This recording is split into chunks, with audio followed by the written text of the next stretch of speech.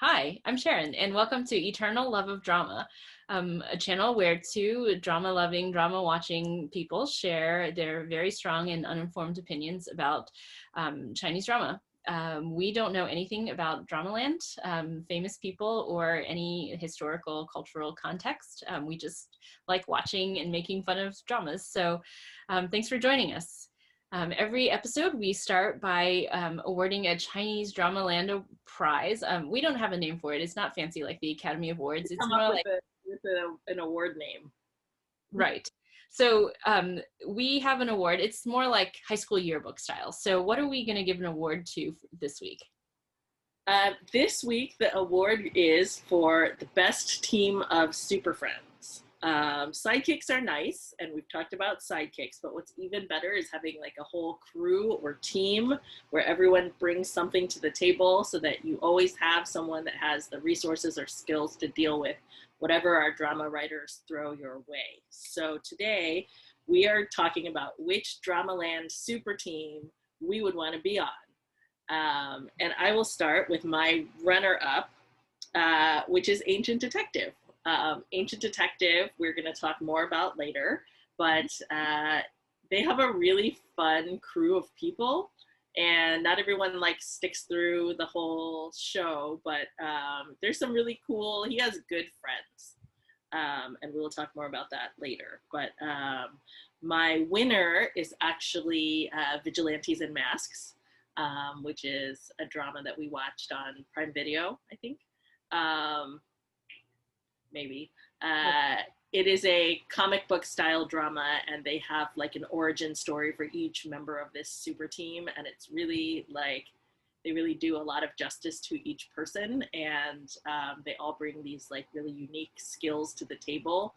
And my favorite member of that super team is the opera singer guy. So what about you?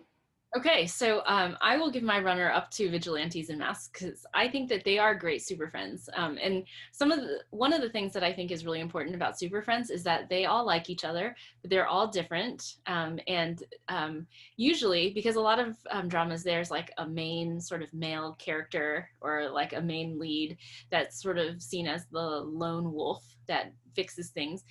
I think his friends help him to understand the importance of like friendship and doing things in a team. So really appreciate that about Vigilantes. Though I will give my award for Best Super Friends to the 2019 Youngblood drama. And so Youngblood is, there are 6 people on this team who are trained as spies for the Song dynasty to spy on like the other spies from other countries. And so they're picked because they are all different, but they have like complementary skills. And the reason I thought this was well done is because the Super Friends actually do things all together all of the time, and they have like pretty good on-screen chemistry, so it seems like they would be friends with each other, even if they were not acting in a weird Chinese costume drama. So Youngblood is who I give the award to. Cool. So this week we're going to do a review of Ancient Detective.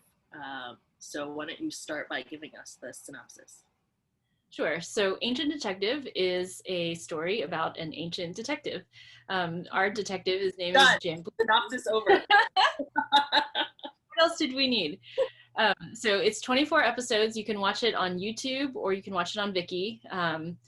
It's pretty accessible. There are English subs both.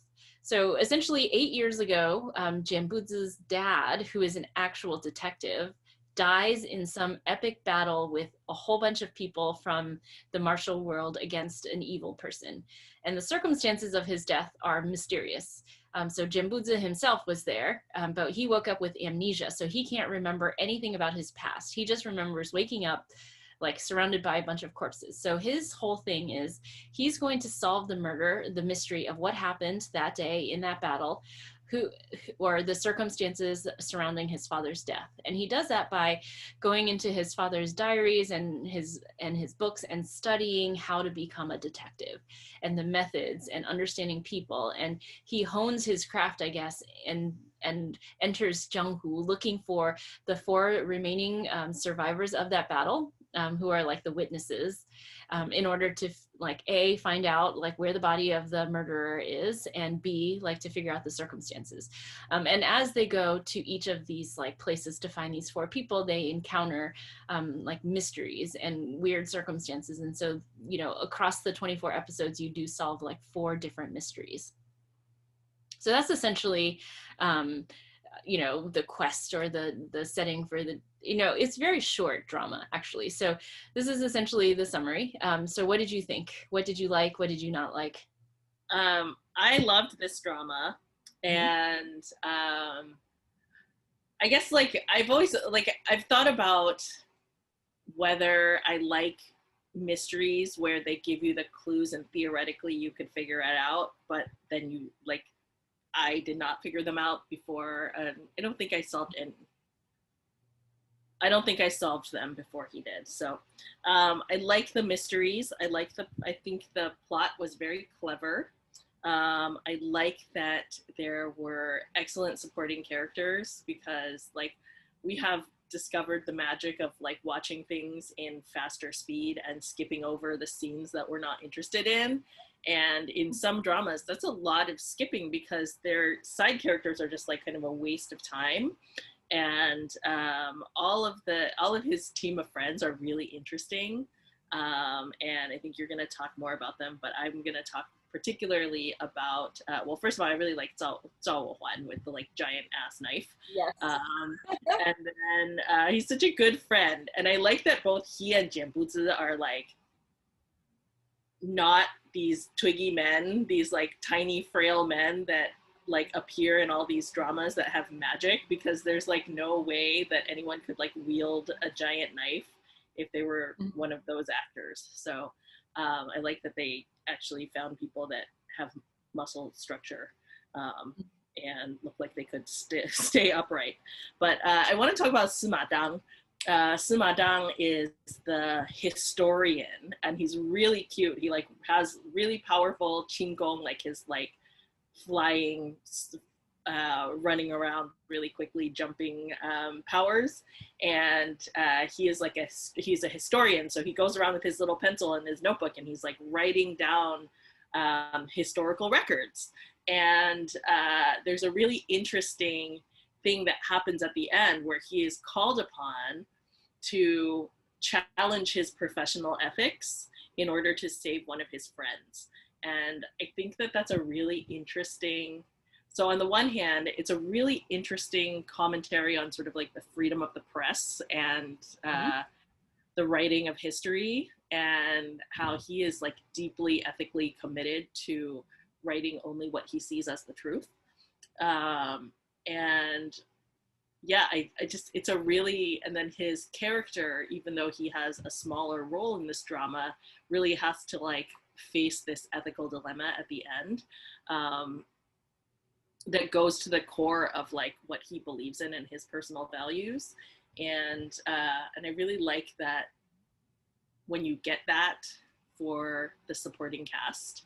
And I think each of these members of the supporting cast have had these like really powerful moments, where they are treated as like actual people and not as background for your main characters. So I think it had a great supporting cast. So I will say one thing about that is the Xiao Yaonu character, she's adorable, right? So she and Sima Dang are like friends, and they're both like tiny, cute people.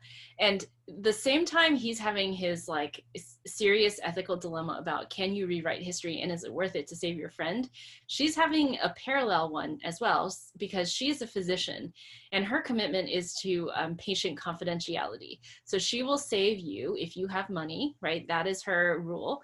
And she will not ask you if, she says it way in the beginning, she won't ask you if you are a hero or if you're a villain. She'll just save you if you can pay her. And she will never disclose who you are or the circumstances. And so in that same arc with him being asked to change history, she's being asked to reveal a list of who she's treated as patients that would, you know, violate her, like her principles on patient confidentiality and her entire like ethos. So I think that's like, that's what, like, to your point about how she's a real person that has like a real struggle that they used, even though she was a minor character, she was a great friend and really worked through that. Yeah. Um, I I think that there is a person that we both cannot stand. So Yeah. the Minya character, um, just like leave my boy alone. Stop trying to seduce this wonderful person, and go away with your evil self. I mean, I feel like they tried to make you sympathetic towards how difficult her life is. In the Did beginning, they they tell not? you all this. Her, she was 5 when her only like friend died. You know, her dad is the head of this like evil cult. She got beaten up for not fulfilling her like quest. Her dad wants her to marry this guy, number 4. So, I mean, I don't know. They tried to make you deeply sympathetic to how difficult like of a situation she's in. Well, so she like okay, Yeah.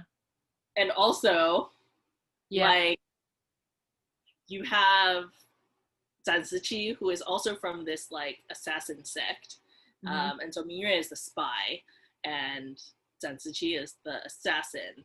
And you have her also confronted with the difficult life that led her to become an assassin, and how she is like trying to reclaim her humanity.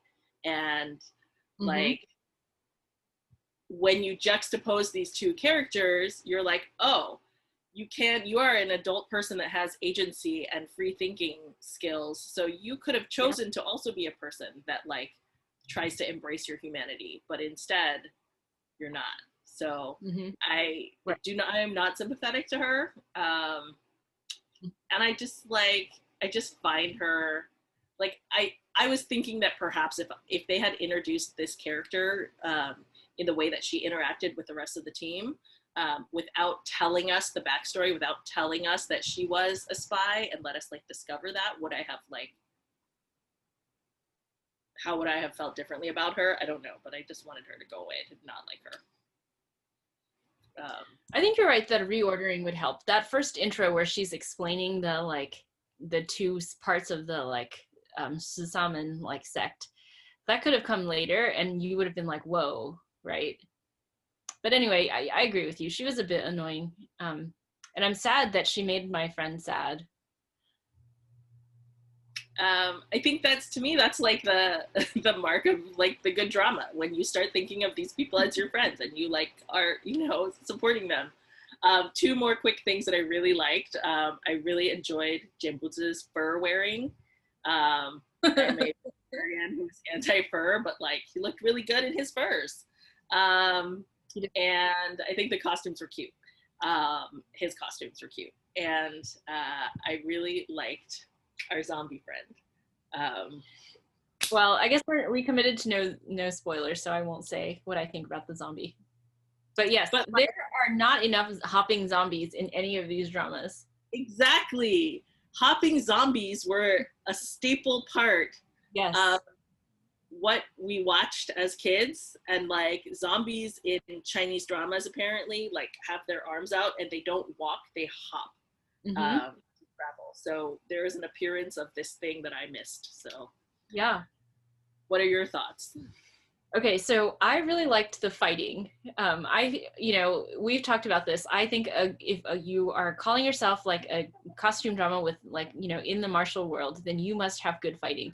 And like our friend Zhao Huan actually like learned how to do kung fu on his own by reading and then also by reading a manual, and he got really good.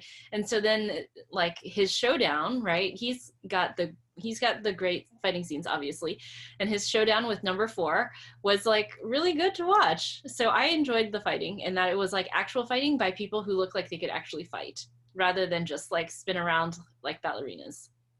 I really liked, I also very much enjoyed the way they shot Zensuchi's fighting also. Yes. Zensuchi is the female lead, and she is an assassin, or she's trying to escape the life of being an assassin. And she's just her weapon is an umbrella, and she's so Mm-hmm. cool. The one where she's killing the other former assassin at her house, that was like a good fight sequence, very well choreographed. and also very touching. Like it was like a discussion of like the meaning of life as they were trying to kill each other. So well done on that. I also, to your point about like Sima Dang, I thought that there was a really interesting character who was the doctor, like Hei Wu Nyang Yang, who does save him from his like poisons and his bugs at the end.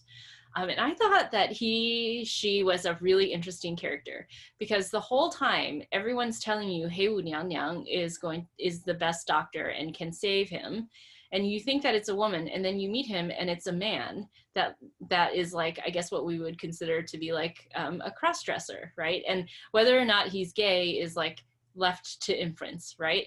But they're very like what I surprised. have to tell you, there's no gays in China. Well, see, this is why I'm surprised, right? Because I thought it was a very sympathetic sort of treatment of that type of character, where in the end, and maybe you think that they didn't go far enough or that was a cop out, they have a very touching scene because all he wants as like payment for treating Jinbuzi is a revision of history so that he is not portrayed as like a freak. And in the end, both the historian Sima Dang and the doctor Ye Xiaoxiao say like that you are really kind, you're a very capable doctor. People think you're a freak, and that's just because they don't know you well enough, right? And if they knew you, they would like really appreciate you. And so I don't know if you think that that goes far enough, or maybe you think it's not like. But I was surprised that they had a character like that to begin with, that wasn't treated in a way that was like very like that was negative. So this is to your point about Vigilantes and the opera singer, right? Because the opera singer also really likes pretty things and to dress up, per the opera, as female characters. And they treat him very sympathetically as well, but it's less pronounced because, he goes around in his real life as a man, and like Hei Wu Yang goes around like a woman slash man, right? I don't know. Thoughts? Yeah, no, I think it's really interesting. There is this term yin yang guai qi, like Yeah. your yin and yang are out of balance, and these these sort of characters sort of pop up throughout various of these dramas. There was one in what's the Zhang Xiaoyu? Yes. Uh, Handsome. Handsome Siblings, right? Yes. Like the woman who dressed the man dressed as a woman, like, and they are seen as like freaks, and they are like in the Zhang Xiaoyu martial universe, like that person is an evil person. Mm-hmm. So I think that that stuff usually all gets lumped together, like because you're a freak in some way, you must be evil, and so you're a villain.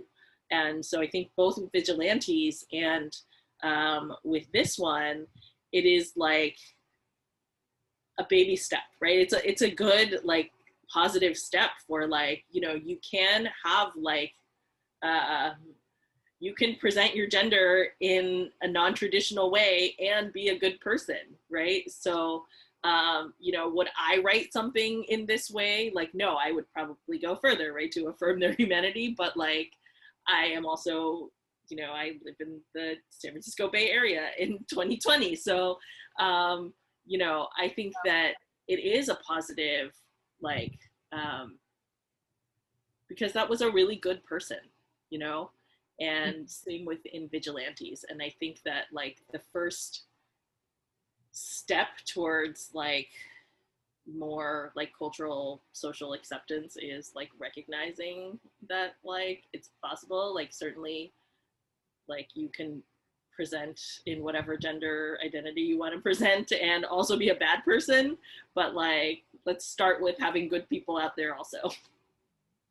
Yeah, and I think what we were talking about earlier before we started filming is that it's that their friends are also very affirming of it as well. So like both with Hei Wu Yang Yang and then the other doctor, what was his name? Ye Xiaoxiao. They both have these like diseases, right, that make them do bizarre things, and their friends are like, okay, cool, right, and Yeah, like, and they just kind of like there was just like are a big reveal about Yeah, Xiao Xiao. And people were just like, okay, cool. Want to kill somebody for me?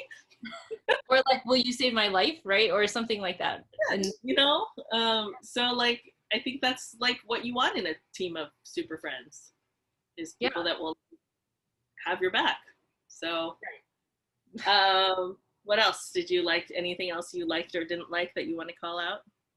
So one of the other side characters, part of the mystery, I liked the Wang Lao Da story arc a lot, because I thought, so this could be potentially a very like serious drama, right? But he added something like very humorous to it, especially the relationship that he had with Zhang Ziqi.